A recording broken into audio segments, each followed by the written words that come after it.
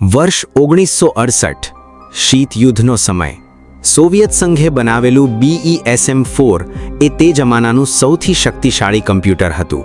તે 10 ટન વજનનું 500 ચોરસ ફૂટ જગ્યા રોકતું સેંકડો વેક્યુમ ટ્યુબ અને માઇલોના તાર ધરાવતું હતું.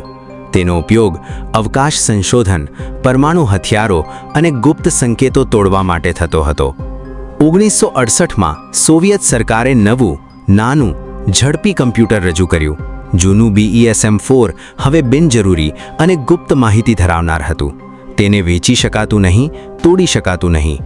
આખા કમ્પ્યુટરને અલગ અલગ ટુકડા કરીને એક લશ્કરી ટ્રકમાં લાદવામાં આવ્યું. તેને મોસ્કોની પૂર્વમાં એક ગાઢ જંગલમાં લઈ જવામાં આવ્યું. ત્યાં 20 ફૂટ ઊંડો ખાડો ખોદવામાં આવ્યો. કમ્પ્યુટરના તમામ racks, tape drive, power supply, સેંકડો વેક્યુમ ટ્યુબ બધું ખાડામાં ફેંકી દેવામાં આવ્યું. પછી તેના ઉપર ક્લોરિનેટેડ ચૂનો, જે ઇલેક્ટ્રોનિક ઘટકોને નષ્ટ કરે છે, અને કોન્ક્રીટ રેડી દેવાઈ. ઉપરથી માટી અને ઝાડના પાંદડા ઢાંકી દેવાયા. 1990ના દાયકામાં સોવિયત સંઘ પડી ભાંગ્યા પછી એક રશિયન સંશોધકને જૂની સરકારી ફાઇલમાં આ દફન સ્થળની નોંધ મળી. તે જંગલમાં ગયો, મેટલ ડિટેક્ટર વગાડ્યું તો નીચે 15 ફૂટમાં ધાતુનો વિશાળ ઢગલો મળ્યો.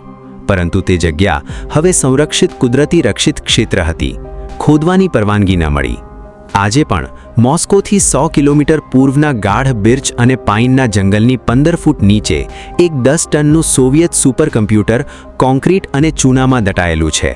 તેની વેક્યુમ ટ્યુબ તૂટી ચૂકી છે. તેના તાર કાટ ખાઈ ગયા છે. તેની મેમરીએ શાંતિ મેળવી છે. કોઈ તેને યાદ નથી રાખતું.